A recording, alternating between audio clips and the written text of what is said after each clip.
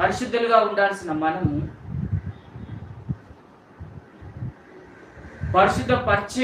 అనేకులను పరిశుద్ధపరచాల్సిన మనము ఈరోజు ఒక్కసారి గమనించుకోవాలి.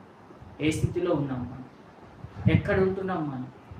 పరిశుద్ధులుగా ఉండాల్సిన మనము, పరిశుద్ధులుగా ఉంటున్న మనము ఎవరి దగ్గర నిలబడాలి, ఎక్కడ నిలబడాలి, ఎలా మాట్లాడాలి, ఎలా మన ప్రవర్తన ఉండాలి, ఎలా మనము జీవించాలి, ఎలా మనం బ్రతకాలి, ఎలా మనము ఎక్కడ సహవాసంలో ఉండాలి అనేది మనము తెలుసుకోవాల్సిన వారమే.